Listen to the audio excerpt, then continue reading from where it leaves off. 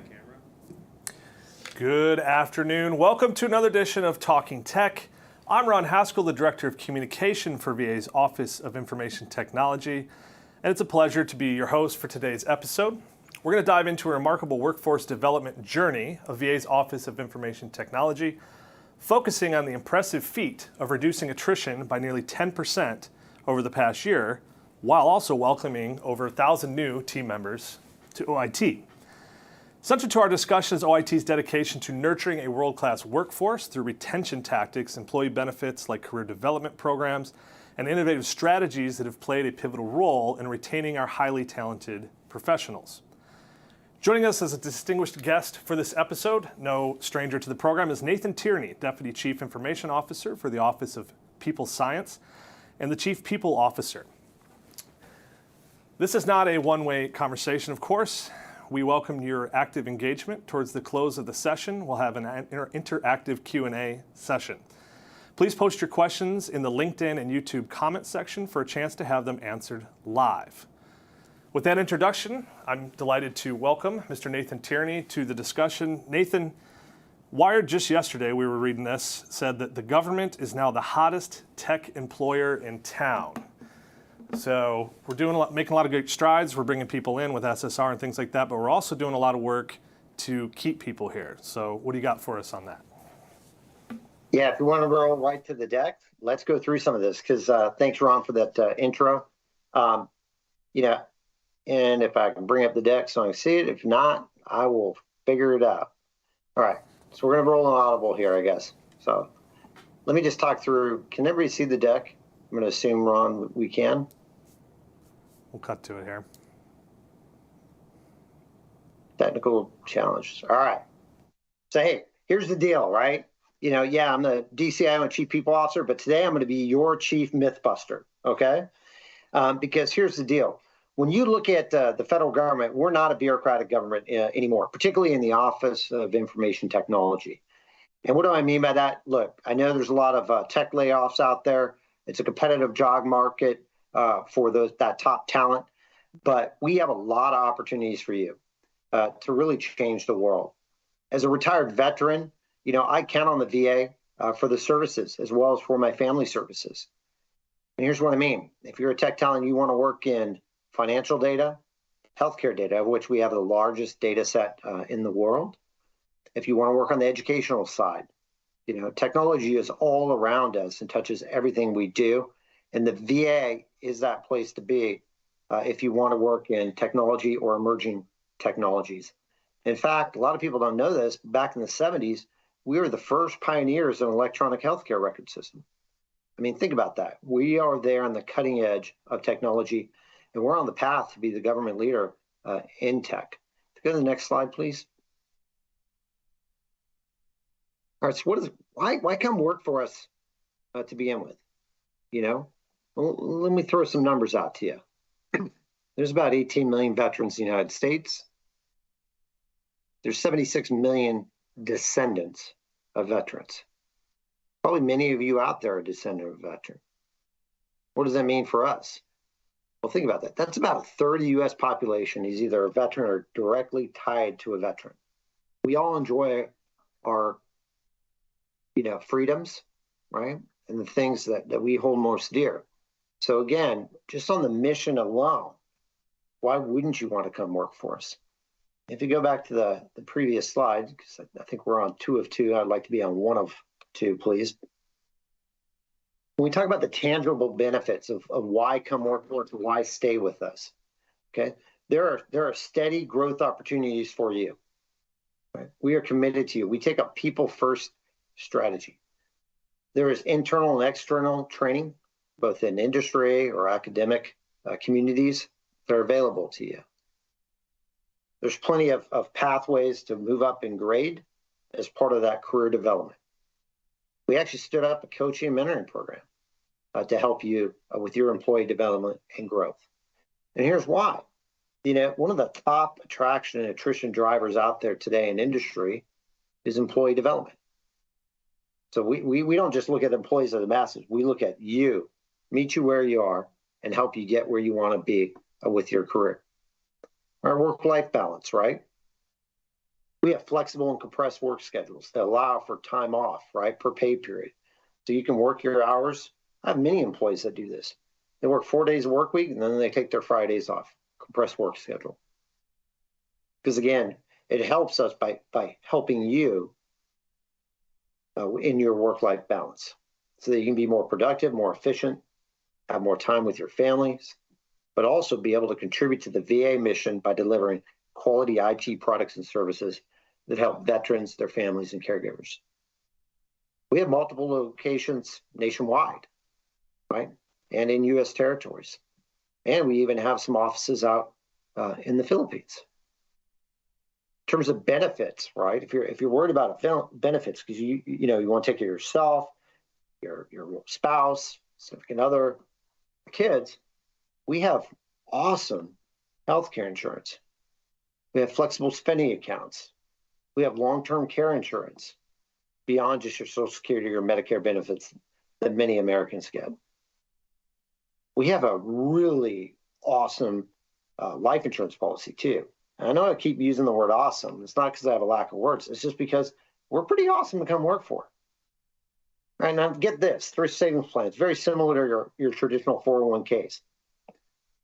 You put in money, we match 5% per pay period. We have 26 pay periods a year. So what does that translate to? About 10% a month. Now find me a private sector company that offers something like that in terms of 401k matching. In addition to that, we have employee assistance programs to help you when you need it at those moments in your life. We have a retirement system, right, that offers you a pension. I don't know if you all know this, but if you look at Fortune 500 companies, and I'd argue we're in the Fortune 100 in terms of size and complexity, there's not a lot of pension programs out there. In fact, there's only about 60 out of the Fortune 500 companies that have any kind of pension whatsoever. So again, we can set you up for that long-term solution in your personal lives. We have a child care program. Right? In addition to that, we have an opportunity for if you're a parent or you adopt a child, like me and my wife did. There is time for you, whether you're the male spouse or female, right, to have time off. I believe it's 10 to 12 weeks so that you can be there during those critical moments that matter with your child. That's huge, right? So a lot of different benefits. If you go to the next slide. Hey, right? The VA, right? Came in this role, we looked at it. There's a difference between compensation is another attraction and attrition driver. And the reality is in industry, in the private sector, they pay for tech talent like software engineers, enterprise architects, et cetera, more money than the federal government. And by as much as a pay gap of 66%. We did the data, we did the analysis, worked with some other agencies, and in under a year, we're able to create a special salary rate, which closes that gap in pay by as much as 60%. In addition to that, we've increased special contribution awards for those people that go above and beyond and how we ultimately serve veterans and their families. Time off, all right? I'm going to run some numbers, and I'm in Austin, Texas, so it's going to get weird, but let me explain this to you, right? Right off the bat, as an ONT employee, you get 11 paid holidays a year.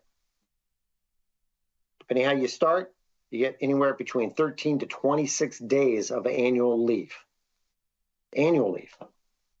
And in addition to that, everybody starts also with 13 sick days, right? And there's no limit on that accumulation.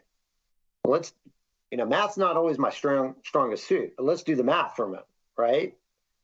When I do 11 plus 13 plus another 13, that's almost just over a month, right? Off. Each year. Again, to create that work-life balance, that time you need to recharge and spend it with your loved ones. In addition to that, for those veterans, about half our workforce is veterans, right?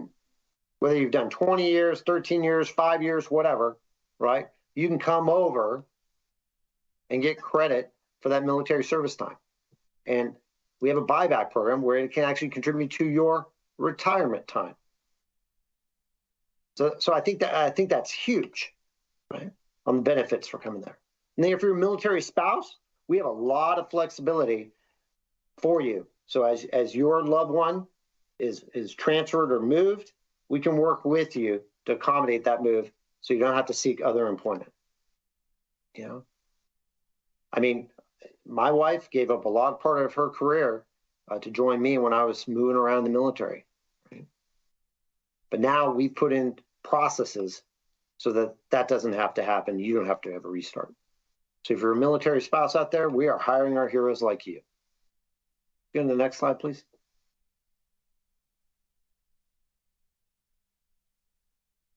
Yeah, so here's our approach to recruitment, right?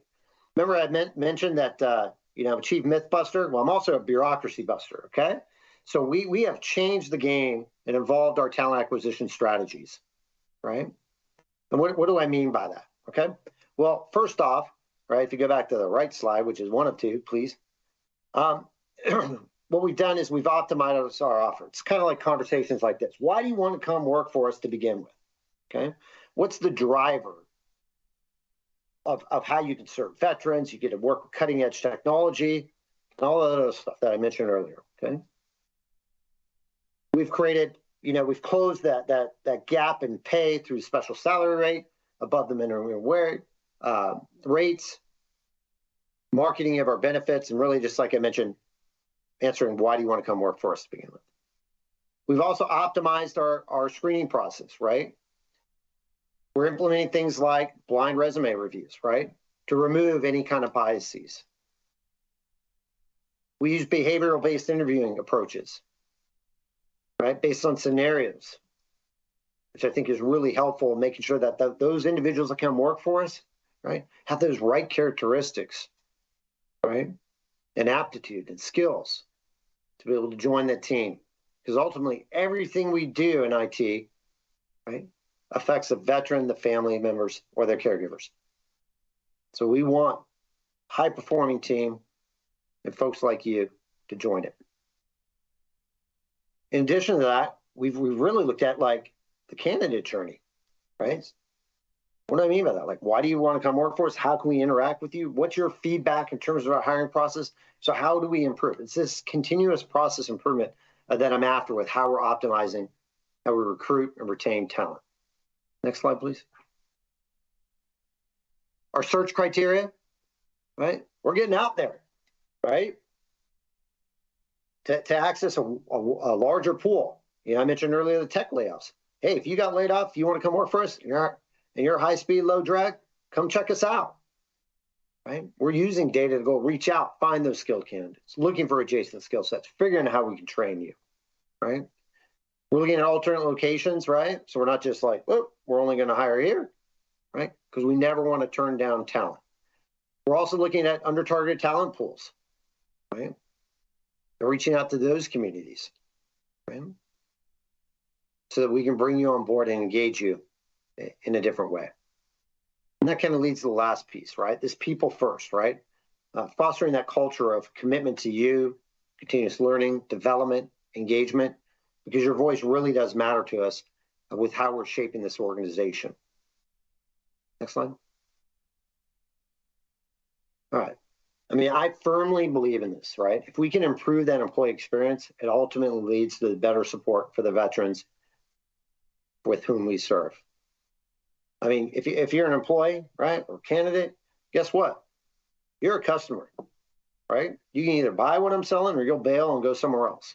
So my commitment to you is to understanding you, hearing your voice, understanding what that employee journey looks like, right? What's the bright spots? What's not working so well? Getting your feedback, and then figuring out how to solve those problems.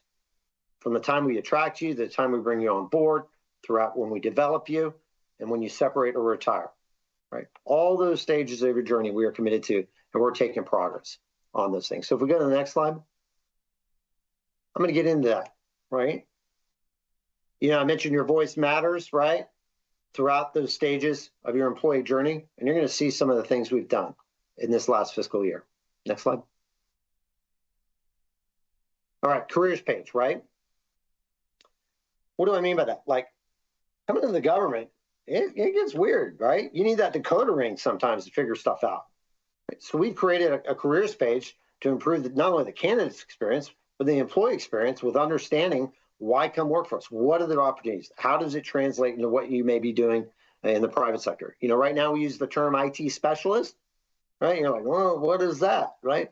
Well, we're translating that into that work role so you understand it's a software engineer or something to that effect, right? And then we're also talking about what's that total package look like I mentioned earlier, right? Not just on the compensation front, but what is your journey look like? And oh, by the way, don't just take my word for it. You can actually see real videos and interact with people that are actually doing the job that you may be interested in. And you're going to see that diversity throughout our workforce in it, right? And I just think that's a huge differentiator, again, in answering why come work for us, right? Because we're a species of stories, so who better to tell the stories than the people that are doing the jobs themselves? I mentioned the compensation, right? On average, it was a 17% pay increase for our 2210s. That works out to about $18,000. Okay. And in addition to that, we changed up our special contribution awards by doubling that funding. So we have more money to give out for those people that are innovative, driving change. We changed our performance awards. So at the end of the year, you get a double the performance award that you used to get based on your rating. And then we have these things called quality step increases, right? For those of you who don't know, what that means is if you're a high performer, you can be put in for basically it's a pay raise to jump up in the step level, okay? And we went from 80 for our organization to 271, which is a threefold increase this last fiscal year, and it's distributed across the organizations within the Office of Information Technology. All right, now let's talk about supervisor leaders, right? We've created some employee labor relations training for us. How do you deal with whistleblower, permanent practices, et cetera? Because again, that cultural part, right, is vitally important. So training our leaders, right, with how to interact with folks, again, is going to deliver on that commitment to a better employee experience. Next slide. All right, Ron mentioned at the beginning about development opportunities, right? So whether it's training, mentoring, promotion, right, that's critical to folks. So I mentioned we started a mentoring rotation program, right? So you can get direct mentors that have been either doing the job or coaches, some of which are certified, right, to help you in your career development. And then, oh, by the way, we have rotational programs to build that cross-functional training and give an understanding of what it may be like for a different type of field or job. Leadership development program, right? We created something that's hands-on, experiential training. You can meet with the top senior executives. You get to check out what's it like in our veterans benefits service centers or our VA medical health centers. And we've been able to graduate 33 individuals in the last 2 years. Again, that's kind of ties into succession planning, but it's helping your development and your career growth. Career development tracks. I don't know if she's out there, but Stephanie Keith, the people readiness team, some of which are on the studio team, putting on this awesome event, right? They've modernized our career tracks. We used to have these old school competency models. Not anymore, right? We've got these skills-based roles, what training you need, what assessments you need, so you can judge where you're at, and then you can chart your own path for your own career development or progression. And that portal for that growth, we got 29 work roles right now built out, more on the way. About a month ago, I had an opportunity to brief the Congressional Forum, the Council of Mayors, and they're blown away by this. I mean, it's some cutting edge stuff. Again, making it easier for people to understand, what kind of training is out there and how do they progress in their career. Next slide.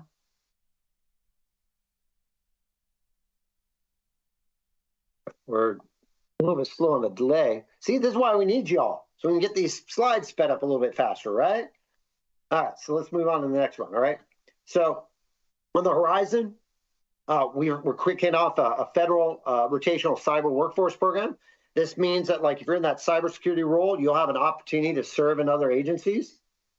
And oh, by the way, the VA is the first to kick off a cyber apprenticeship program, right? to help folks that otherwise may not know about it get into that field. It's a 2-year program. So yeah, if you haven't heard about it, check it out. We're about to launch the first cohort this year. Employee wellness program. Right, we're establishing a process to allow employees to have 2 hours per pay period to focus on themselves. Physical fitness, I think yoga, whatever, right? Other activities. But again, it's to create that work-life balance because we are committed to you. In addition to that, my people analytics team, Neil Tilby and those folks, they created a people channel, right? In partnership with some other folks within the Office of People Science. That's a centralized repository of information to help you throughout your employee journey. I mean, it's interactive. You can ask questions, engage, and get those answers for you. And why did we come up with these things? Full circle, back to your voice, right? You gave us that because we've mapped out that employee journey. So all these 3 things were in the top 10 priorities. We've launched them and done them, and we've done them in under a year. Because again, don't judge me by my words. Judge me by my actions and the results like these. All right, next slide. All right, summary. Look, we got to think differently, right?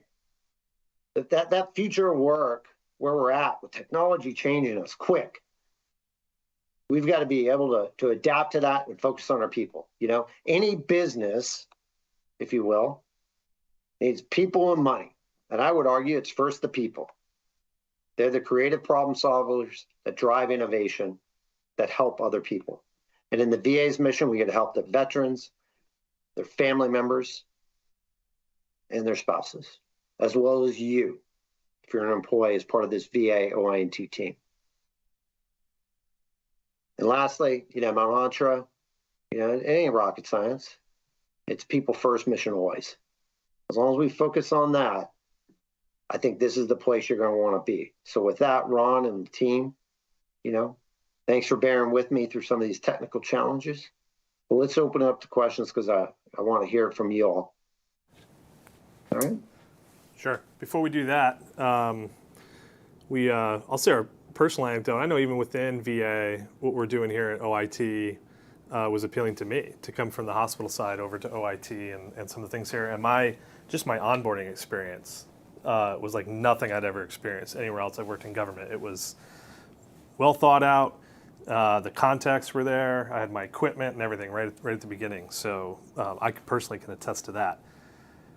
Also to attest to all this, not just hearing from us, and you talked about high speed, low drag, Nate, is 2 of our employees of the quarter recently, Mr. Mark Keynes and Robert Alsacher, who are joining us. And they just were employees of the quarter. Just an example of some of the great things that we're doing around OIT based off of great people that we have here in OIT. So Robert, Mark, thanks for joining us on here. I had a couple questions. I just want to talk to you guys a little bit about, can you give an idea of what your daily work looks like in OIT? You're employees of the quarter, you're doing important things. I'll leave it up to you who goes first, but what does can you give us a picture of what you guys are sort of working on and what that looks like? Yeah, I can take that one. So our daily work, we maintain our Cisco contact center applications, which is utilized by all 23 of our VISNs with their VA Health Connect, which is the clinical contact centers. So this is the veterans calling in on a daily basis for appointments, medication refills, and to speak to a triage nurse. And that service is available 24/7 to the veterans. Some of the larger platforms that we support also internally for our customers is the National Call Center that veterans call into asking questions, the Debt Management Center, the VA Home Loan Guarantee Organization, VA Education Benefits, and other various benefit call centers that our veterans call in every day for assistance. Yeah, super important stuff. And the quantity and volume that we get through those systems is incredible when you sit down and look at it. Robert, what about you? You got any? I know you guys do similar work, but any specific things you work on day to day or systems? Yep, our mornings start pretty similar of doing health checks on different systems and making sure everything's up and running prior to our customers even getting online. After that, it's mostly ticket work and projects. We're constantly upgrading our systems, constantly looking to improve them, working with our customers to make all the improvements necessary. Cool. And you have plenty of time to grow a super sweet beard. So that's, I'm going to compliment you on that one. I just wish I could. This doesn't work. All right. So Nate talked a lot about the other opportunities that we have. It's not just getting you on board and cutting you loose. We're developing people constantly. There's journey maps. There's things like that. What about any training opportunities have you guys used to advance your careers, or what sort of things do you look at to leverage? I could start with that one if you want, Mark. So I started with end user operations at a local site. Lots of online training was provided there. And then I was lucky enough to get selected for a rotation into cyber. Did that for 5 months, got to rotate to cybersecurity, see what that whole pillar was about. And then shortly after that, I was able to onboard with my current team, the Enterprise Contact Center.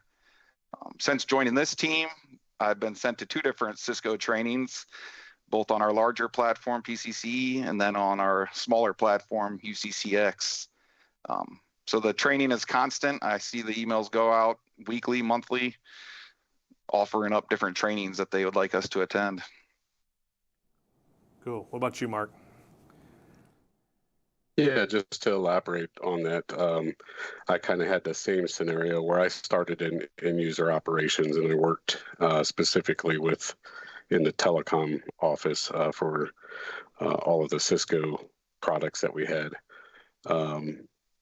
But just since joining this particular team, we've been sent to several trainings for our smaller platform, the UCCX platform, and then also our larger platform, which is PCCE. So multiple trainings for each one of those areas of expertise. And then we also have, Cisco University is a new offering through Cisco that is available to us as well, which gives us access to not only enterprise contact center application related training, but it also gives us the opportunity to expand our horizons into cybersecurity, wireless, networking, and outside of that, I would just say the overall team that we have a lot of experienced contract partners on our team, and just being able to pick their brains and get their real world experience and how we can apply it in our different contact centers to make the operations run a lot smoother for our customers, which are those folks out there that are directly interacting with the veterans. So to me, I think that just the amount of training offerings that we have available to us just betters the overall veteran experience as they call into our contact centers. Awesome. And the last part, this is something that we often talk about amongst ourselves no matter where you're at in VA. But like, what would you say is the most rewarding parts of your jobs? Is it the training and the experience? Is it the mission? What do you guys, what's the most rewarding part? Well, I think we're both veterans. I'm a Marine Corps veteran. So obviously we work hand in hand with the leadership of different VISNs. And so we know firsthand the impact these call centers and their availability to veterans being open 24/7 means to veterans. And then both of us being veterans, we use VA services. So it definitely means a lot knowing that we're helping keep everything open and running. Mark, anything to add? Yeah, just a caveat onto that. To me, when I first joined the VA, it was a sense of purpose again. And I say that from a perspective that a lot of service members getting out of the military, they struggle to find that purpose that they had when they were in the service. The pride and the camaraderie that we have as a organization, OIT specifically, but the entire VA, just to be the greatest federal OIT organization in the nation. And then you have the aspects of knowing that you're actually making a difference and impacting the veterans, their family members, and the caregivers themselves. To me, that's probably the most rewarding portion of my job. So Mark, since Nate and Robert and I are all Department of the Navy, sorry, Robert, what branch were you? I was in the United States Army. Signal Corps all the way. Yeah, there you go. Hey, I got to correct the record. Here's the deal, dude. I was in the Navy for 5 years, then jumped ship over to the Army. So, Yeah, all right. yeah, just want to make sure I'm clear. Hopefully Signal Corps, sir. No, I went to become a pilot, so sorry. Fair enough. All right, well, we'll ask you guys to stick around. We'll see what kind of questions we have that come in because it may be for you guys. But, you mentioned, Mark, being the top IT shop in government.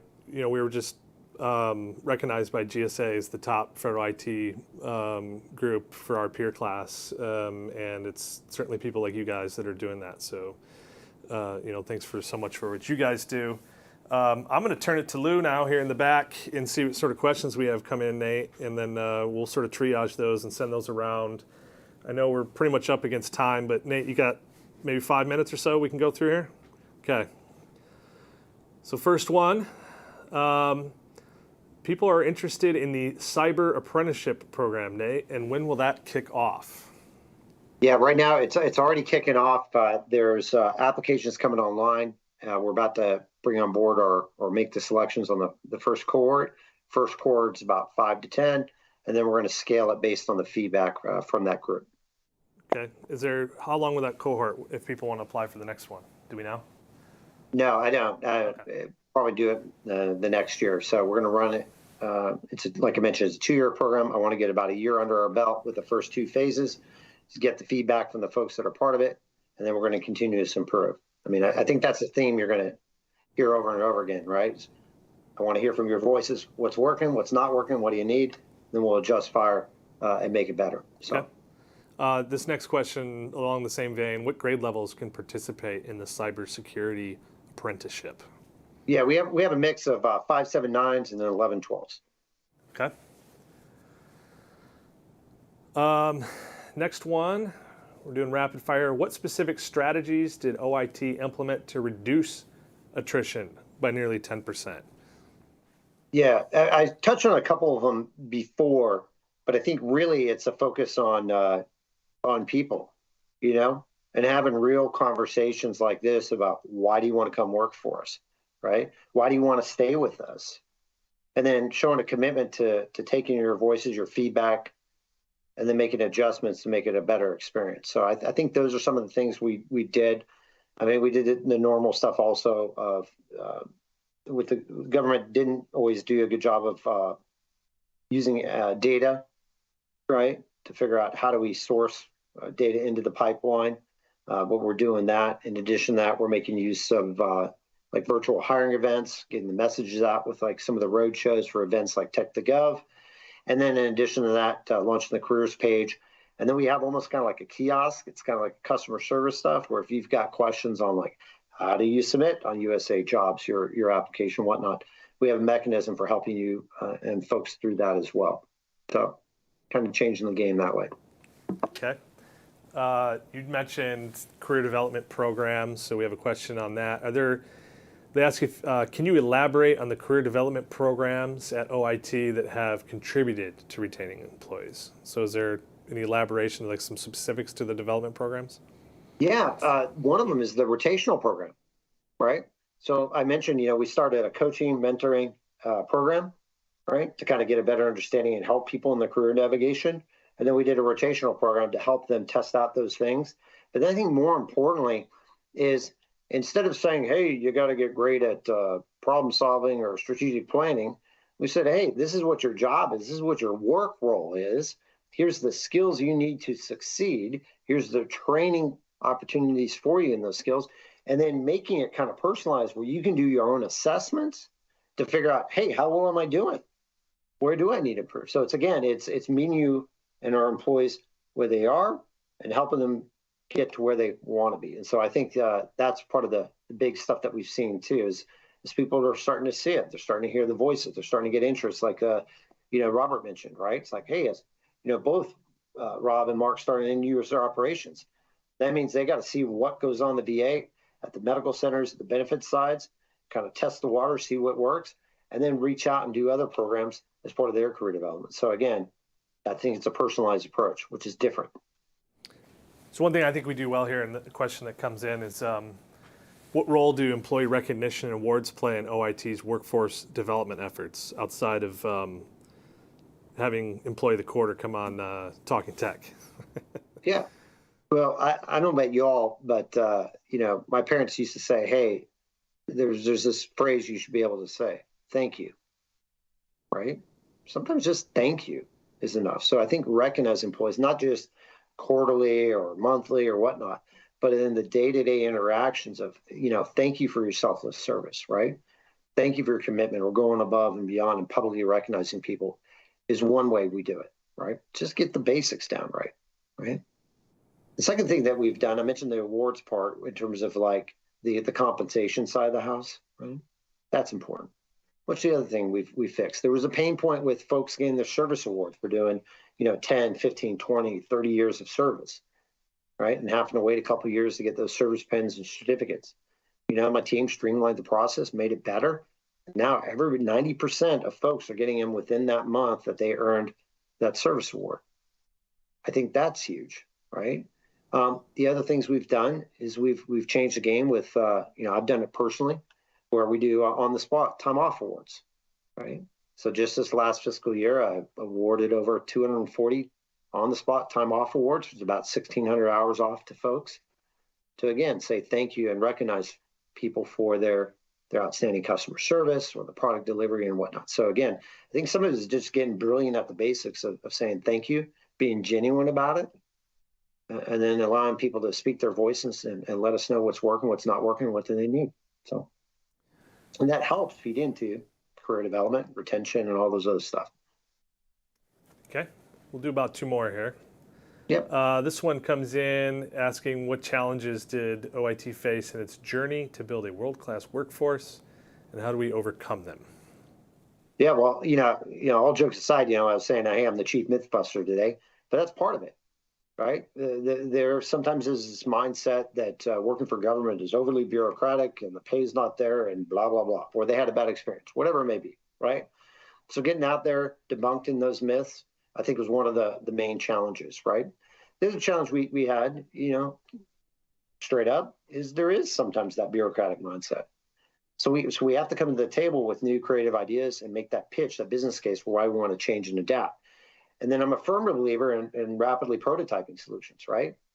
Like I want to put stuff out there.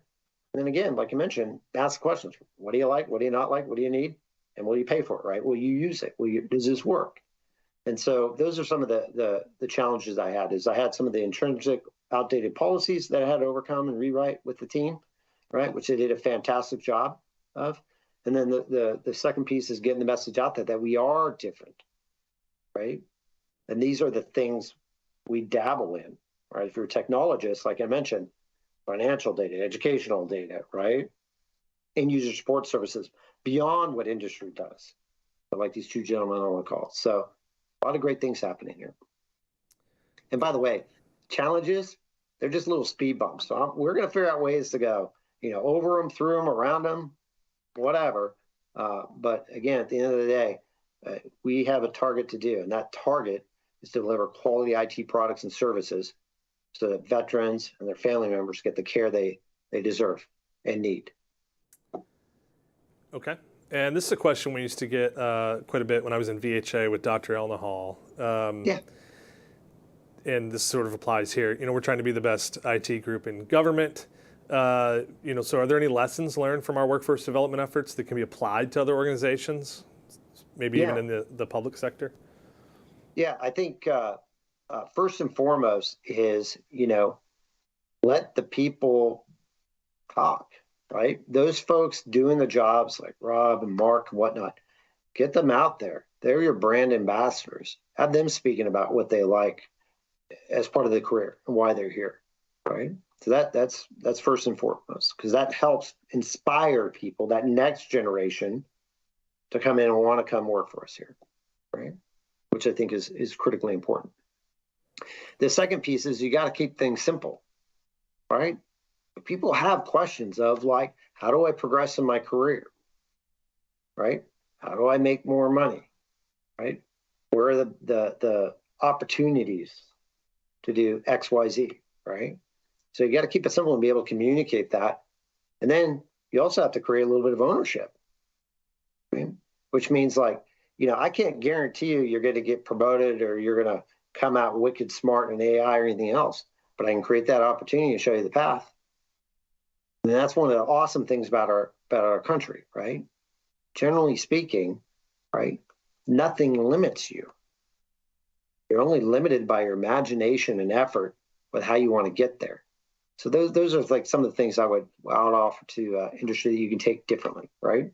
Because again, it's focused on the people, and that'll drive your business with whatever you're trying to do in industry. All right. Nate, thanks again. A special thank you to Mark and Robert for joining us, for taking time out of their busy days. And of course, everyone that's watching online, for our attendees and the rest of the contributors here in the studio, and to our team to put this all together.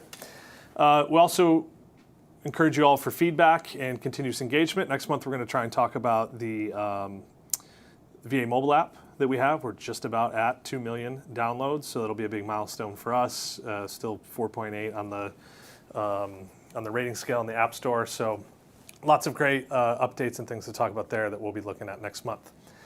With that, thank you all for watching. We'll see you again next month. I'm Ron Haskell. Have a good afternoon. Be well.